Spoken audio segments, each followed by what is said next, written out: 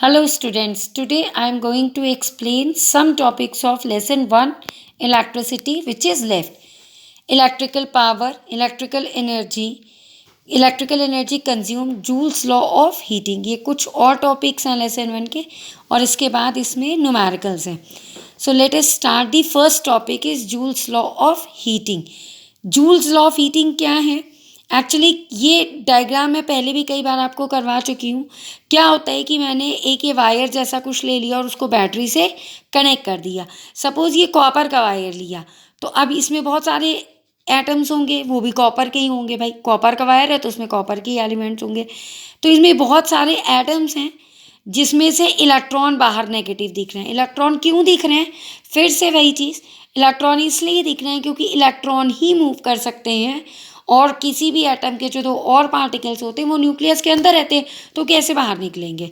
अब यहाँ पे हीटिंग कैसे आएगा, ये हीट कैसे डेवलप करेगा. तो क्या होता है भाई कि जब यहाँ से हमने इसको बैटरी या सेल से कनेक्ट किया तो क्या होता है कि यहाँ से करंट फ्लो होना स्टार्ट होता है. तो जो ये एटम्स हैं ये हीट अप होना स्टार्ट होते हैं. तो ये एटम्स क्या करते हैं, एक दूसरे से टकराते हैं. तो जब ये एक दूसरे से टकराएंगे तो कॉलिजन होगा, तो ये करंट को क्या करेंगे, अपोज करेंगे.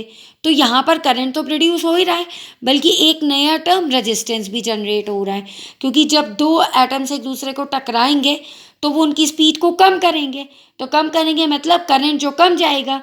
तो जो करंट कम जाएगा वो किसके लिए कम, क्यों कम जाएगा, क्योंकि इनके बीच कॉलिजन हो रहा है. मतलब कि वहाँ पर कोई ऐसी चीज़ अप्लाई हो रही है जो करंट को कम कर रही है. तो वो कौन सी चीज़ है, रेजिस्टेंस, जो उसको कम करता है. हीट की बात कहाँ से आएगी यहाँ पर, तो उसके लिए एक एग्जांपल है. सपोज़ ये एक बुलेट है सपोज़, तो जब हम गन से किसी बुलेट को फायर करते हैं किसी दीवार की तरफ, तो बुलेट क्या करती है, बुलेट आती है और उस दीवार में अंदर चली जाती है. अंदर जाकर रुक जाएगी, दीवार से अंदर जाके किसी और के घर में तो नहीं चली जाएगी. तो क्या होगा, बुलेट दीवार के अंदर जाकर जब रुक जाती है, तो जब कोई चीज़ मूव कर कर आती है तो उसमें कौन सी एनर्जी होती है, काइनेटिक एनर्जी. तो सपोज़ हमने मान लिया कि वो काइनेटिक एनर्जी है. जब वो रुक गई दीवार में तो क्या होता है, देखो यहाँ से धुआं निकलता है. तो क्या होता है कि by the law of conservation of energy the energy neither be created nor be destroyed. तो एनर्जी क्या होती है, एक फॉर्म से दूसरे फॉर्म में चेंज हो जाती है. तो यहाँ पर काइनेटिक एनर्जी जो है वो किस में चेंज हो गई, हीट एनर्जी में. ये ऊपर HE लिखा है, हीट एनर्जी. तो काइनेटिक एनर्जी हीट एनर्जी में चेंज हो गई.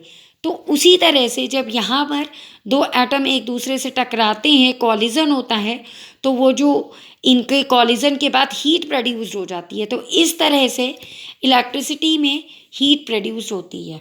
तो वो जो हीट है वो डायरेक्टली प्रोपोर्शनल होती है इन चीज़ों के, तीन के. कैसे, एक तो करंट से रिलेट करती है, एक रेजिस्टेंस से, और एक टाइम से कि कितना टाइम लगा इसको.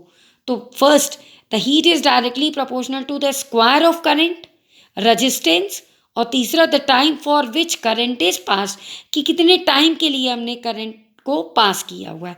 तो हीट को H से लिखते हैं. स्क्वायर ऑफ करंट, करंट को I से लगा, इसके स्क्वायर के प्रोपोर्शनल होती है तो I स्क्वायर, और रेजिस्टेंस को R से और टाइम को T से. तो ये हीट एनर्जी का फॉर्मूला हो गया. इसी को कहा जाता है जूल्स लॉ ऑफ हीटिंग. अब ये जो हीट आई भाई, इसकी SI यूनिट क्या होती है, तो इसकी SI यूनिट जूल होती है. वैसे हीट की एक और भी यूनिट होती है, कैलोरी. तो अगर हमें जूल में हीट निकालनी है तो यही फार्मूला, लेकिन अगर कैलोरी में हीट निकालनी है तो हीट का फार्मूला होता है I square RT upon 4.18 calorie. तो अगर हमें जूल में निकालनी तो सिर्फ ये फार्मूला, और अगर हीट कैलोरी में निकालनी है तो 4.18 से डिवाइड करवा देते हैं. This is the joules law of heating.